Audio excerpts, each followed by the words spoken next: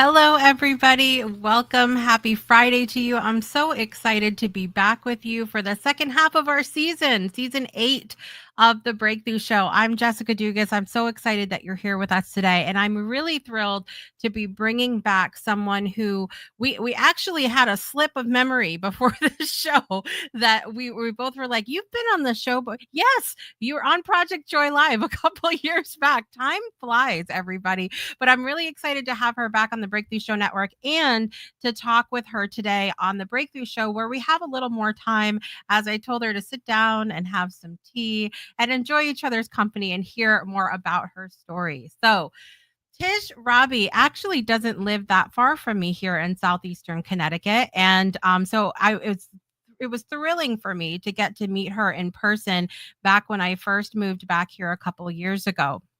But she is officially a New York Times best-selling children's book author. She's a singer, a songwriter, and she has written over 200 books. Everybody. See, when I sit and have conversations with people and tell them I have 5 books, usually they're surprised by that. I don't hold a candle to this woman. But not only does she write and publish for herself through Tish Rabe Books, but she's also written and performed on behalf of names like Sesame Street, Disney, Dr. Seuss, and has 11 million copies, everybody. 11 million copies. That's a lot. And so I'm really excited today to get to sit and talk to her, to learn a little bit more about her story and learn about her newest book that is perfect for military families, sometimes apart, always in my heart. So without further ado, please put your hands together and welcome Tish Rabe to the show.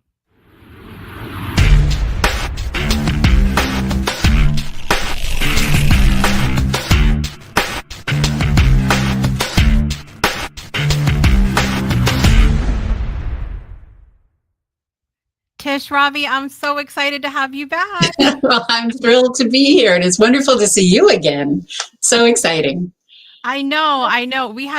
This is what I remember when you were launching your book about Mystic, Connecticut. Yes. That was Yep. what you were launching when I first moved back here to Connecticut. And it was beautiful timing because I grew up in this area, but this is me coming back now with my children, with my husband. And so it was perfect timing for that book because I'm seeing now this area through their eyes as children. And so I came to your launch event at your home, and all Mhm. what I remember about that. Number one, it was a really good time. But number two, there was a bobcat out by Yes, the bushes. Do you remember I that? do remember that. Yes, he lives next door. We get along. We just let everybody do their own thing. But yes, he definitely lives next door. So that was funny. I remember that. Came across our driveway. It's like, oh my God. I know. And everybody's like gathered at Tish's kitchen window. And we're all going like, that can't be a regular cat. That was exciting. That was exciting. Oh man. But see, these are the strange and odd things that I remember about Well, it certain was things. fun for sure. It was. But I'm so glad to have you on today. Why don't you start by sharing with everybody something that's bringing you joy in your life today, Tish? Well, I'm very, very happy to be back with you today because it's been a long time. And tonight I am appearing at the Guard Theatre in New London, right down the street from you. Yeah. And I am presenting my new book for military families, Sometimes Apart, Always in My Heart. And this book for me has been an incredible journey because I tried for years, and I'm telling you, Jessica, years to write a book for military families because my dad was a World War II hero. Believe it or not, he was 19 and his plane was hit by enemy fire, and he had on his parachute and he jumped over Germany in the night and was captured and spent 2 years in a German prison camp. But when he came home, he and my mom just wanted to have kids. Mhm. So they had 2 boys and a little girl, and the little girl was me. And Fast forward to 2018, my husband and I went to Hawaii and visited. I did author visits on the base at Pearl Harbor. Wow. How I did this, I have no idea how I got clearance to do this, but I shipped 1,000 of my Dr. Seuss books and I gave them out to the kids. And at one point, a little boy leaned against my husband, and my husband said, "Are you okay?" And he said, "I miss my mom." Oh my And goodness. from that day, I told myself I would write a book for military families. And all the way to 2023, I could not find a way to do it. I tried the Department of Defense, the Department of the Navy, the Department of the Army. I tried everybody. Yeah. So I finally went to the Naval Base Library, Groton, Connecticut, next door to me. And I was leaving, and I said to the librarian, I am trying, I've written 190 children's books, whatever it was at that point. I said, I want to write a book for military families. She looked right at me, Jessica, I swear, she looked right at me and she said, you need to email Samantha at United Through Reading. And honestly, guys, I have to tell you, I went home to my computer and thought, do I have enough in my heart to do this one more time? Yeah. So I did. I sat down, Tish Rabe, 200 books, best-selling author, really want to write for military kids. I got an email back within an hour that I have framed. And I get chills. It starts, oh my goodness, I can't believe you reached out to us. United Through Reading records deployed service members reading children's books to their kids, then sends them the video of the service member reading, mom, dad. Then they send them a free new copy of the book. So the child has the book. So now I get this email and it starts with, oh my goodness, I can't believe you reached out to us.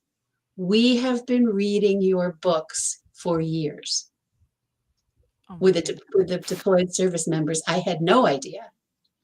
And from the minute I called Samantha at United Through Reading, and she told me what she did, what United Through Reading does, it's an amazing nonprofit. I said to myself, let's write a book for these service members that's about their story. And one thing I heard over and over and over again is when the kids miss their deployed parents, they say, we're all looking up at the same moon. Mm. And this one says, every time you see the moon with its glowing light, know I am safe and you are safe and everything's all right. Mm. So Oh, what a story. I know. So working with United Through Reading, it has been unbelievable. And the first thing I did is I did my research. The first thing I do when I do a book is I spend at least 8 weeks doing research. So United Through Reading helped me. They got me some names of service members. Mhm. And I interviewed service members, spouses, partners, and kids. I tell you, Jessica, that's a book. The interviews Yeah, alone I'm are sure. a book. I'm sure. And I was overwhelmed with the passion that the service members felt for their jobs they do. Mm. But the reality of being away from their families was just, it's unbelievable. Yeah. So I wrote the book, and and one of the things that kept coming up, and you're a parent, I'm a grandmother, is that when these kids show up in new towns, knowing no one, that I added this book about how to be a friend to a military child who's new in your community. I love that. And this page was tips from Mm. deployed service members on how to help your kids get ready for you to go. Yeah. And my favorite, this is the second day, one of the women told me this. When my husband leaves, he traces his hand on paper and I put it up next to the door so the kids can give him a high five every time they leave. That came from her, and I was speechless. So very excited about it. It just came out in April for the month of the military child, and yeah, It's exciting. It's it's and exciting. I was telling you before the show, I wish I would have had something like that growing up, to sort of help me through the time, because my parents got divorced when I was really young, and so I never lived with my dad. So my touch point to him was always like dad's in South Carolina. But then when he would go out to sea, because he was in the Navy for 23 years, Yep. that that took me to, like, I couldn't really comprehend it, like, I always felt like, um that we were too far apart to Mhm. really like feel that connection. Well, it's so funny that the book mentions the moon, because one of the things that kept me going at the time that he went out, do you remember the movie American Tail with the little Oh, mouse geez. Fievel? And they sing, Somewhere out there yes, and the beneath moon, the and moon. they're both looking up at the moon, and that's wild to me that that's in the book now, because that was such a touch point for me when my dad would go out to sea. Well, it's interesting because you mentioned that I'm a singer, and I went to college actually to Right. be a professional singer, right? But I sing with a band now in Mystic, and sometimes my kids who are 36 and 35, come and sing with me. And for some reason, that became our family theme song from Little Fievel there. Wild. Right. And, somewhere out there beneath the pale moonlight, Yeah. someone's thinking of me and loving me tonight. So we I sing it in three-part brought harmony. It's tissues about all, today. it's about you can barely stand it. It's so beautiful. But anyway, as soon as I heard them say that, um, I thought that was very reassuring. And Yeah. almost every parent or partner I talked to said they say that every night. Yeah. Um, and the other thing that's powerful about what United Through Reading does is these kids now have a video, right, that Mhm. they watch over and over and over. And somebody asked me, then why aren't they doing FaceTime? Why are they recording? We got to send the video. We got to send. And of course, as you know, in service member life, you don't know if Yeah. 4 o'clock Tuesday you're going to be able to call your kids, Right. because invariably you won't be able to. Right. So the technology they have an app now to help. It's just magic stuff. It really is. Love that. I love it.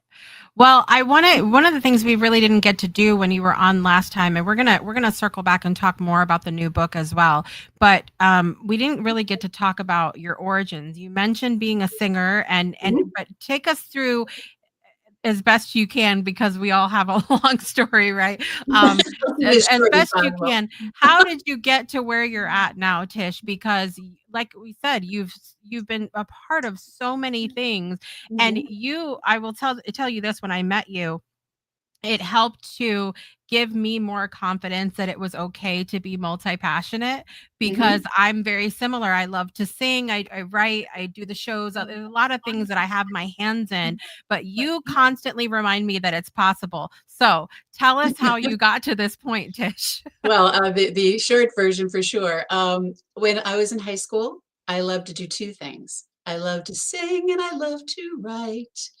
So all through high school, am I going to be a singer, a writer, a singer? Eventually, I had to apply to college. Yeah. And when I really looked at my parents, I said, I really want to be a singer. Mm. But I always loved to write. So I did both. I took some creative writing courses in college and just loved writing and singing. Mm. And then, as luck would have it, I got to New York to audition to be a singer. And my high school music director had just been hired to be music director on Sesame Street. Wow. So I go to visit him. I am eating cereal and skim milk, you can imagine, auditioning all over New York, right? And I met him and I said, this is how it's going. And he literally hired me to be the music production assistant on Sesame Street. And part of my job, because I had a musical background, was counting the measures for the Muppets to come in on cue. And Stop. because what happened was like Big Bird would be talking. He'd say, I don't know, Maria. It sounds like a good idea. Sounds like a good idea. Well, how does he know when to come in? He's in the Right. suit, he's on the set, but I would point to him. Of course, I was 22 and terrified that I was going to mess this up. But the thing in my heart, I wanted to sing for the Muppets. And part of my job was hiring the jingle singers in New York to sing for the Muppets. So I sang all day. I sang when I typed and I sang when I filed and I sang when I answered the phone. Sesame Street, may I help you? Well, after a year, you can imagine the whole office is like, could Yeah. you just hire her? Just get her out of here. I can't take this anymore. So one of the composers said, I have a song with Oscar, would you like to sing backup? I need 2 singers for tomorrow at 2:00. I felt like Jessica saying, you want a pint of blood? I mean, what can I do for you? And honest, it was the funniest thing because it was swamp, mushy, muddy. And you've got Oscar going, swamp, mushy, muddy. And we're going, disgusting and cruddy. And these high pitched voices. It's online. I tell you, look it up, swamp, mushy, muddy, Oscar. But after that, I sang with the Muppets. And jump ahead, how on earth I became a children's book author. They had this huge hit on their hands. And a lot of us who were there in the early years, they thought, a lot of people thought it was going to bomb. A multiracial cast, 1969, Right. 8, 9. Anyway, they hadn't thought about children's books or merchandise or toys. And they used to ask all of us, do you have an idea?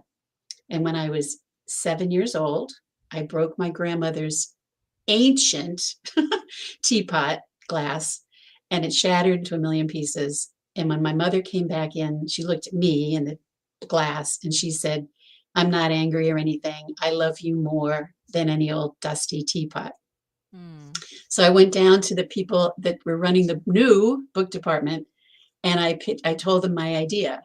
And dead silence. We've all pitched creative. You hear nothing. Everyone stares at you. They're all staring at me. And then from the back of the room, they said, could you make it a story for Bert? Ernie has a book. Grover has a book. Cookie has a book. Bert doesn't have a book. Yeah. So here it is, drum roll. Bert and the Broken Teapot. There it is. There it is. Vintage. It's out of print. And basically in this book, Bert breaks David's favorite teapot when he's helping him in the store in his little restaurant. And eventually he has to tell David what he did. And David tells him, he thinks David's not going to be his friend. And David says, I'd love it if you could work in the restaurant next week. So I got a lot of letters. Sesame Street got a lot of letters because it was right at the time when they were trying to understand for kids that it's not about stuff. Yeah. It's not about what you have or how big your new bicycle is or, the big house you live in. It's about how you feel and treat people. So that was book number 1. I remember that book. That just unlocked. I swear to you, that just unlocked because I was. So this is a funny story. I was such a huge Sesame Street fan when I was little, and my grandfather,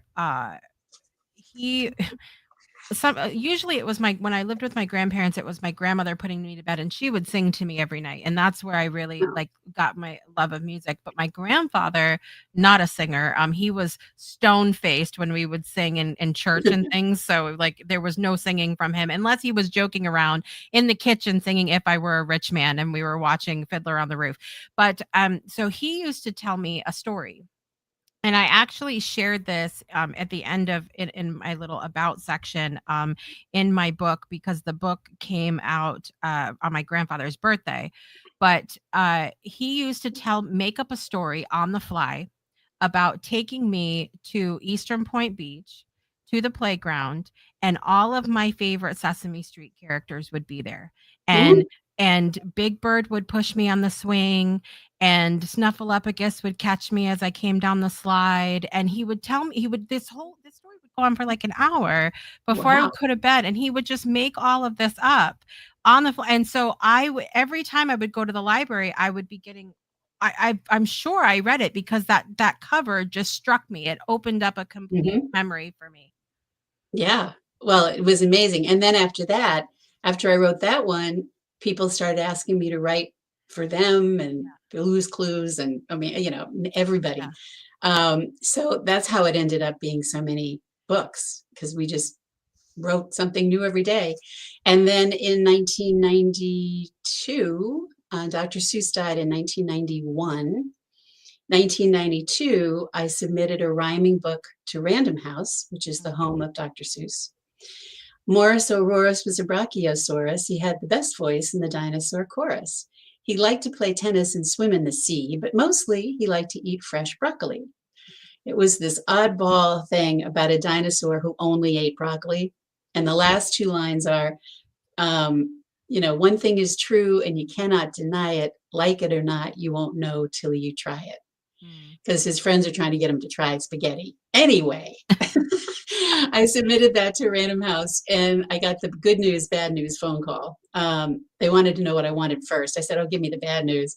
They said, "We're not publishing Morris Aurorus brachiosaurus, but would you be able to help us with a Dr. Seuss project?" And Dr. Seuss, not me, Dr. Seuss had decided he wanted to write rhyming science books for early readers and was not able to finish the first one. So I jumped in. My first one was Is a Camel a Mammal? And this one is my bestseller, which is There's No Place Like Space. And so I've been writing for Dr. Seuss since 1992. My first book came out in 96.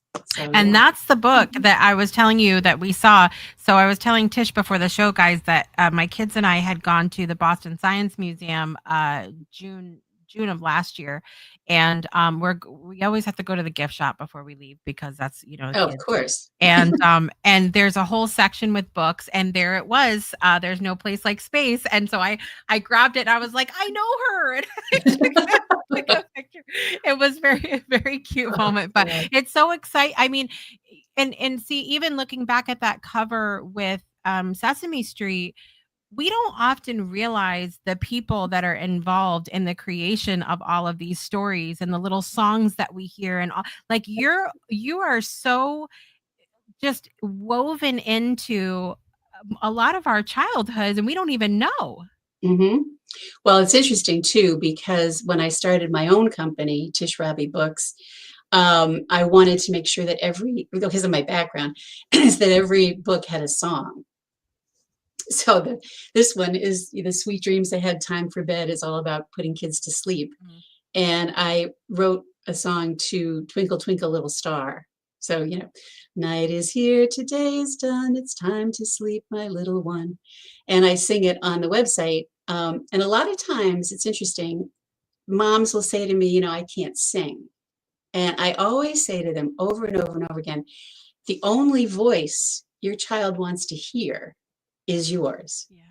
They can listen to me, they can listen to their grandmother, but really what they're really looking for is for you. And I think I've helped a number of moms say, well, I'll give it a try. And they end up being able to do it. Because music is just, singing to kids is like the best, as you know. It's just, that's why this memory of your grandfather is so powerful, and your grandmother singing to you every night. So I urge parents out there, believe me, you can sing. And it doesn't matter what it sounds like. You can make up your own melody. You got the words, night is here, today is done, it's time to sleep, my little one. Sing what you want, But it's just nice to hear their voice. One of the things that's interesting for me, and I talk about this a lot, is I write the last lines of my books first. Because if you don't have that last page before the book is shut, and in many cases, the kids go to bed, sleep, then if you get that, like it or not, you won't know till you try it. That's it. You got to try new things. That's the idea of the book. Building the story to get there is fun and funny, and all kinds of stuff can happen. But if you don't know, I wrote a inspirational line called the I Believe Bunny. And my first book, it said, just like the I Believe Bunny, you can get a surprise. You can make a difference even a bunny your size. Mm. And then I wrote, he helps his friend who can't swim, whatever the, plot beginning. But it's really important, especially for a young audience. I specialize in 0 to 7-year-olds, that they hear the point of the book at the end. Yeah. And a lot of people have great ideas to get started. We're going to have 2 pieces of cheese who meet on an airplane. I don't know, whatever. But where are we going? What's the end? Where are we Yeah. going? With this? Right. Right. So anyway, but yeah, so I write the last page first. Yeah. Always. That makes a lot of sense for me too. So our title is not the same as the last line, however, it's very similar. And that created the rest of the story, because we had to get to that point. Even That's right. Stacy out in the audience is saying that makes so much sense, and I love that the last line is full of the book's ideas. Mhm. So Yeah, that a really great helps. a great idea. Yep. And I agree with you too about the singing, and your kids want to hear from you, because even going back and having been trained in music and voice and things like Mhm. that, when I'm singing with my kids, there is none of that happening. There's none of the breath work and all of these. We're just having a good time, and most of the time it sounds horrible, but it's great. It's great. They're loving it anyway. So They hey, are. you're doing That's the right it. thing. That's it. So listen, we're going to take a really quick break. And when we come back, I want to hear some more about Tish Rabe books, about your company. And then we're also going to finish off telling you all the details about Sometimes Apart, Always in My Heart. We'll be right back after this. Breakthroughs are about more than you might think. They're about discovering who you are, digging deep, reaching to the core of your soul. They're about healing yourself, understanding your beliefs, creating a ripple effect. And it's not just those initial moments that matter. It's about using them to bring more joy into our own lives and the lives of others. It's about having fun, letting loose, enjoying every moment life has to offer. It's about finding a safe space. It's about creating connection.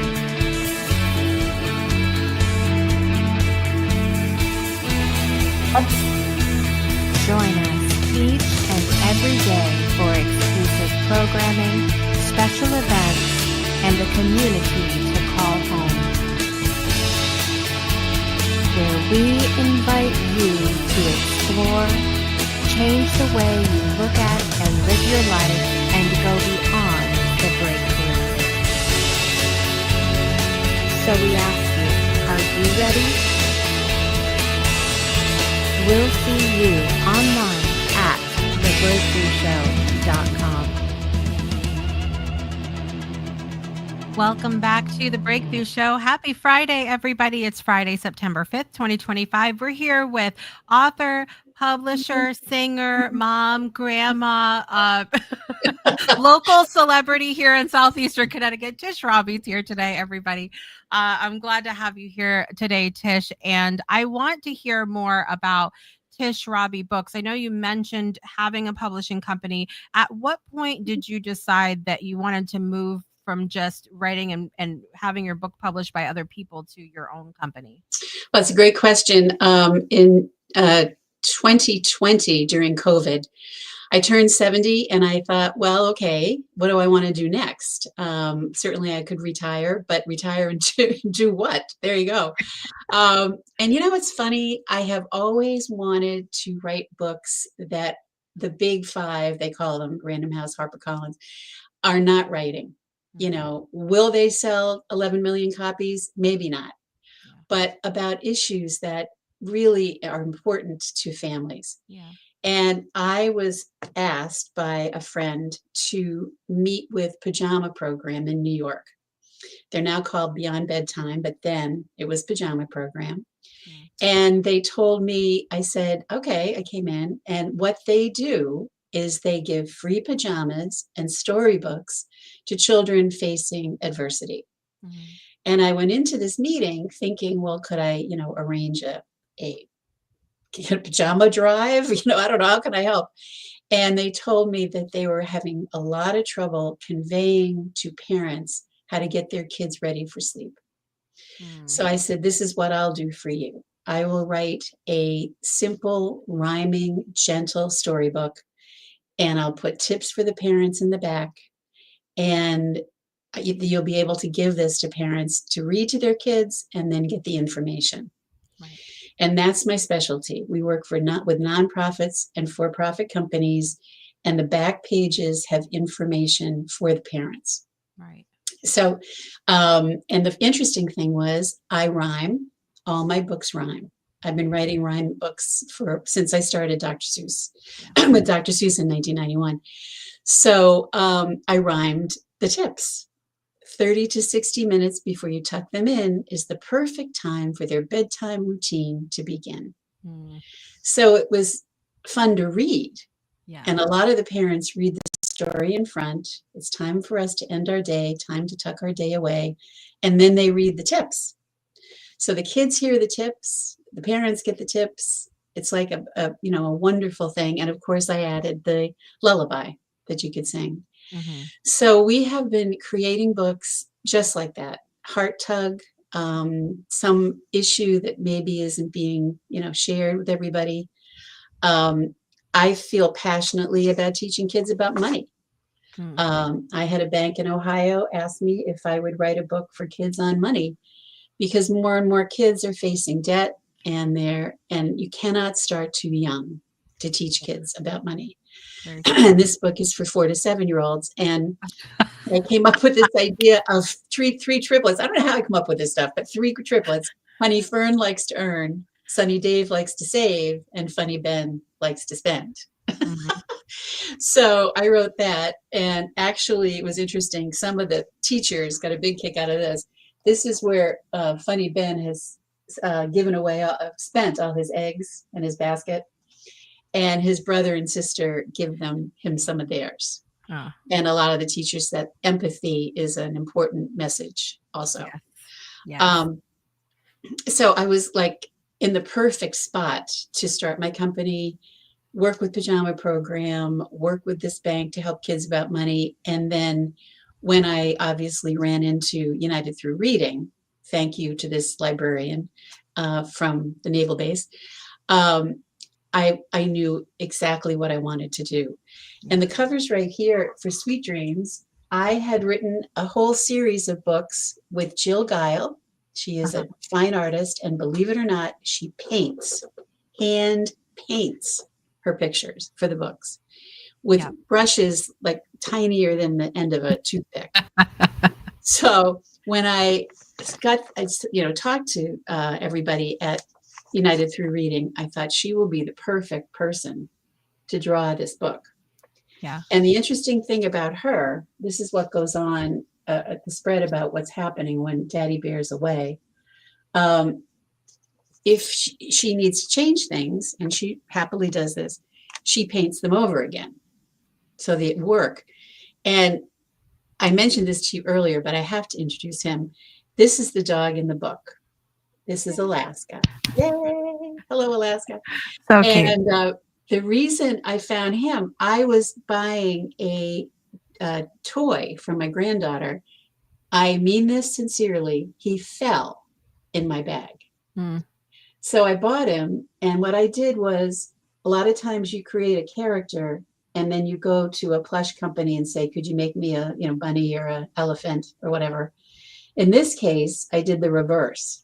I sent my art director and my illustrator, this little guy, and they drew him like this.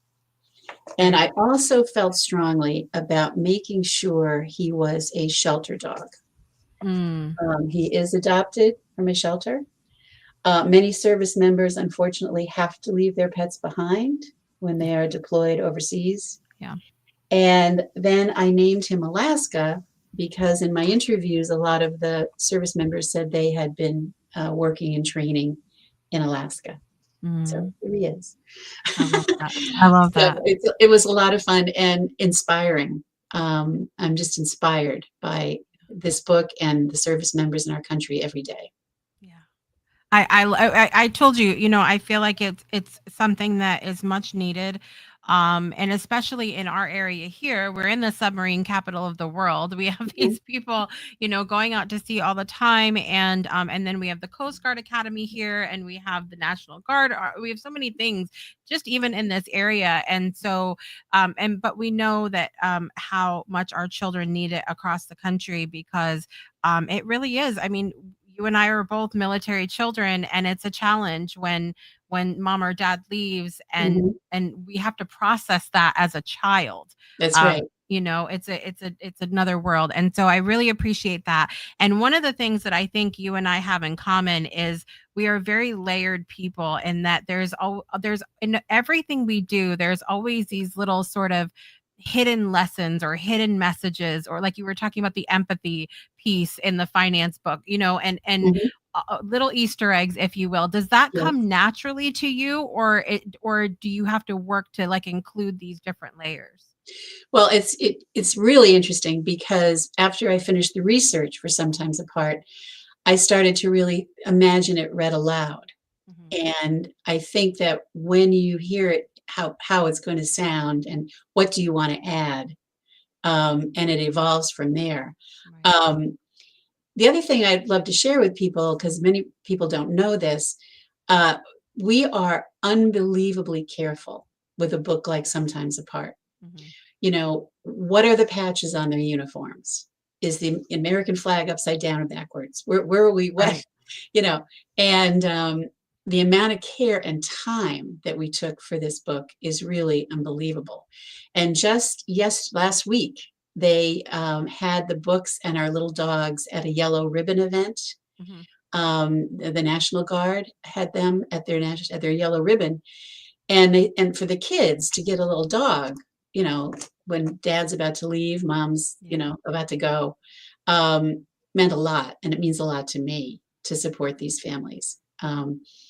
But yeah, I think that, and it's also kind of fun to think about how you're going to convey this message. I Right. also want to say that I believe in my heart if kids in second grade or first grade, there's a new kid just came into class, if they read the book, if the teacher read this book out loud, they would understand why their new classmate is having a bad day or Right. a total meltdown at the cafeteria. Right. And that is my passion, to try to get this book to as many schools as we can, so that these kids, as I believe in my heart, they wouldn't be so whatever confused about this new child if Yeah. they understood how he or she got to where she is and where they Right. are. So that's another passion for me, is let's get these books out. Our books are all soft cover, and we print in New Haven, Connecticut, West Haven, Connecticut. And so they're easy to mail. And just we can make a difference, just a tiny bit maybe, but we can make a difference, just like the I Believe Bunny. We can. And that's the magical thing about books. It does, you can affect parents, kids, teachers, caregivers, grandparents, in a gentle, beautiful way, by reading these books aloud, and it makes a huge difference. Right. Right. There's got to for me there has to be a reason to write. I have a couple books that I've started that I just like. I felt it, but then I ask myself, what is the real, what's the real reason? I like there to be that research and the purpose behind it, and right timing, and all of that care that's in it. And we're in this world now where I think it's real easy to publish for yourself. You can write a book and publish whatever, and so but I don't see all the time that same care being taken of people going, should I write this book? How am I writing this book? How is it coming across? What's the reason behind the whole thing? Do you have any advice for Mhm. people that feel that call that, hey, maybe I should write something? Well, the first thing I tell everybody is, why this book? Why does the world need this book? Is it yet another book about, putting your kid to sleep? Is it another book about first day of school? Why? Or do you feel that this book needs to happen? That's the first one. The other thing I tell everybody, and the most important thing, is you have to have an editor. I work with an editor from Sesame Street on all my books, even at 220 or whatever it is. Absolutely need an editor. You cannot take this passion you feel in your heart, put it on a page, and send it out without someone looking at you and going, why did you make the giraffe only love the color green? I just made that up, but you know what I mean? It's like, what? Oh, I don't know. I thought it'd be funny. So you have to have an editor. There are freelance editors available to help you with this kind of stuff, because you can't. I would never, ever just even now, write a book and send it out. I can't. I have a lot of help with the editor, my friend from Sesame Street, who's my editor, because you can't, have a real distance enough yourself from this passionate thing you're putting on a piece of paper for kids to have someone else come in and say, have you considered maybe the ending's not working? Yeah. And that's a lot. Yeah. It's a lot. Yeah. The couple times I worked with an editor, it is very hard. I mean, it takes courage to take your baby, your thing that you've put your whole heart into because it makes all the sense for you. Correct. And give it to the editor. Now, my last book, I did not have an editor. However, I ran that book through every one of my children. And I was like, you talk to mommy about this. And there were several versions because my kids are honest. So there's that. But run it. I mean, that's great advice to have an editor. Run it by somebody. That's right. Because we are so attached to our own little baby that we've written, and sometimes it doesn't make sense to anyone but us. Exactly. Absolutely true. That's true. It's true. Oh my goodness. Oh, so with Tish Rabe books, are you the only writer, or do you look for other writers? How does the organization of your company work? Well, it's a great question. Up until now, I have absolutely written all of them. I have a fabulous art director who is based in New York. And then I have my editor, who was the vice president of Sesame Street Books. So she helps me. And we freelance illustrators. I have 2 wonderful illustration agencies in New York that I use to hire all these illustrators. Mm-hmm. At the moment, my bench, as my grandfather used to say, is a little short. So I have not taken on anyone else's books. Between the website and the social media and the next book coming down the line and all that kind of stuff. Yeah. And funny, I have a couple of books that are you're not going to make this up. I still believe that the Morosaurus brachiosaurus has a future. Okay, I would get that because we're a plant-based family, so we only eat vegetables and things like that. And so that would act, and my daughter loves dinosaurs. I'm telling you, I would have bought that book immediately. You see? And I'm saying to everybody, as soon as we get the, organization going here, I'm going to do that book because that's the one that started me at Dr. Seuss, which is where it all began. So, but yes, so I'm passionate about it. And I really say out there, if you're a company or a nonprofit, you've got a passion, you would love to put into a children's book, this is what we do. And I'm working on a couple new ones I can't even talk about yet, but that is exactly what happens. They say, let's do a book for our kids or our families. So the passion comes through. Because once it's on a page and once people are reading it out loud, it's just, so inspiring. Yeah. And really. It has to be another level to take on other people's stories, because like we talked about, that people get attached to their story and that it should go out the way it is. Tish, it doesn't need to change, not a word, not an illustration. So that's yeah. One thing I should say to you too, for the work you do, I am super careful about people telling me their ideas. for children's books. And I'll tell you why. That there was, I admit, some kind of legal issue at Random House with a guy who sent an author a book, and literally like the next month, the author came out with the same book because he'd been working on it for a year, and the guy thought he'd stolen his idea. So there's that. But there's also, if you told me you were working on a book about 2 pieces of cheese that left the refrigerator and joined a salad, I'm making this up, uh, you know, and a year from now, I'm pitching an idea with my friends or whatever, and I go, I'm thinking about this thing with 2 pieces of cheese. And all of a sudden you're like, wait a second, was that my idea? Was that their idea?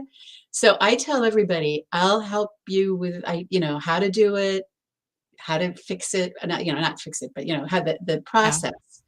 But I just tell everybody that you just can't tell me what your book's about if it's not published. If it's published, it's on a shelf, I can take it out of the library. We were talking about books before the show, Tish. You should have told me to stop.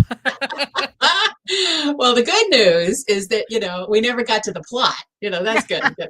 But no, seriously, I am very careful. And I urge everyone to be careful about that. If you've got a fabulous creative idea for something, in the world, with the world the way it is, just keep it in your heart till you make it into a thing. Because it's there's only so many genius ideas. And I really think it's important to just keep your ideas to yourself until I told very few people about Sometimes Apart until it was published in April. So yeah. Yeah, it's great, I think, to be able to do that. I'm very similar now when it comes to certain things I'm working on with my shows and also with the community that I've built, because especially with the virtual community, I do a lot of co-working things with people who also have virtual communities, and we see this happen all the time where someone comes up with an idea and the first thought is, well, I need one of those. I should go make one too. That's And, right. and so now I'm starting to sit on it a lot longer than I used to, because, there's nothing wrong, I think, with there's a saying that I was reminded of earlier that I really am not a big fan of, but imitation is the sincerest form of flattery. That I saying. do. Yep. And I think to a point, because Yeah. because we Double-edged sword on that one. Yeah. right. I mean, sometimes it could go too far into copying and pasting, or, then we have a real issue like you were talking about with, running with an idea that's not yours and things like that. Yep. But yeah, I think that's great advice too, to sit on it for a little while, until you're ready to birth it out into the world and see how that happens. One of the challenges for me has been, up until now, I always had the big 5 marketing my books. Now, Tish Rabe books, .com, here we are, getting on our own Amazon, site, and our own, shipping and, boxes and, puffy bags and all the rest of it. So the fun thing, what I do love is I'm now part of the whole process. Back in the day, and I still freelance, I have 2 books coming out this year for other publishers, but I would turn in these words, Jessica, right? I'm turning them in. There you go. And then a year later, they would send me 10 copies. I'm like, oh, look at the cover, and look at the bunny, and look at the dog. They're so cute, whatever. Now I'm hiring the illustrator. I have to decide what the dog looks like, how is he coming from a shelter? He's not coming, whatever it is. So now I'm completely processed soup to nuts, and it is completely different. Yeah. Fun. A lot of fun. I mean, live and learn. Right. Oh my goodness. Oh goodness. All right. So Sometimes Apart, Always in My Heart is available now. People can get their copy. If you're local to Southeastern Connecticut, Tish had some events coming up as well. And I did share the Groton Public Library event in our homeschool group. And so hopefully you'll get some folks coming from there as well. Because we have a lot of military families in our homeschool community. What is your biggest message that you want people to take away from this latest book? Well, I would say, first of all, yes, the book's available on tishrabebooks.com. It's kind of a nightmare. It's a mouthful, but there it is. Tishrabebooks.com. And what I would love for people to understand is exactly that this lifestyle for the service members is unlike anything any of us who are not service members could imagine.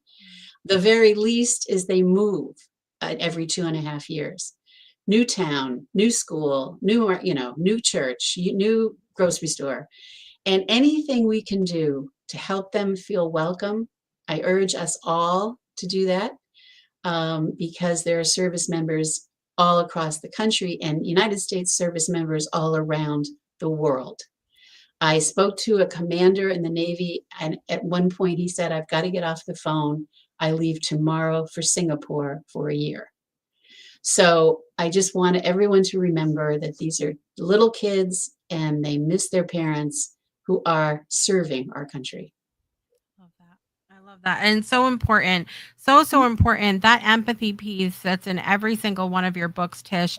I think if we start with our children to try to love and understand everybody for wherever they are in their own journey, that's how we make more understanding and empathetic adults. We I start with totally agree. I kids. totally agree. Let's move on. Yeah. It I starts love at day that. one, right? Yes. Yeah. Yes. Absolutely. Absolutely. And you mentioned you're going to be at Guard Arts Theater tonight. That's exciting as well. That's exciting. There's an event. There's going to be 900 service members at this event tonight. And I'll be signing books, and I'm signing books at the Groton Library tomorrow. And I do a lot of school author visits. I just love getting the word out. And, without much provocation, I start singing anyway. So it all works out. I love that. Doesn't take a lot. I mean, it really doesn't for me either. I have to control myself so often on these shows because I will just start something Singing, and then I won't. exactly. Yeah, that'll be it.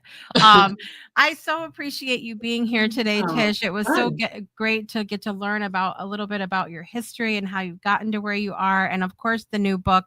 I put the link below for you guys, tishrabebooks.com. You can get your copy of Sometimes Apart, Always in My Heart, as well as several other books on the first day of kindergarten, which congratulations on the New York Times bestseller list. Thank you. That's exciting. Yeah. Very exciting. Very exciting. And you could get all the other books as well. Sweet Dreams Ahead, Time for Bed, Days Can Be Sunny, For Bunnies and Money.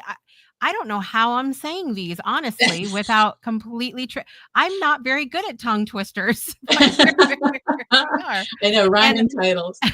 And of course, one of my favorite books, because it highlights this beautiful area that we grew up in, Mystic by the Sea, is the best place to be. And I couldn't agree more. And so thank you, Tish, for the talent and the love and just the true care that you bring to the world and to our children, which, again, I think it's so needed. And I appreciate the work that you do. I do, really. God bless America. Thank you. Thank you. All right, everybody. Tish, if you want to hang out a minute, and everybody else, thank you guys for coming and being with us today. I'm going to be back next Friday with the incredible Dr. CK. You are going to love her and what she's doing in the world. She's one of my Go Brunch friends and coworkers, and I'm really excited to have her on the show. So I'll be back next week at 1:00, and I will also see you guys Monday morning bright and early for Project Joy Live. I'm Jessica Dugas. Thanks again, Tish, for being here today. And I want to remind you that every day is a great day for a breakthrough, and we'll see you next time. Bye, everybody.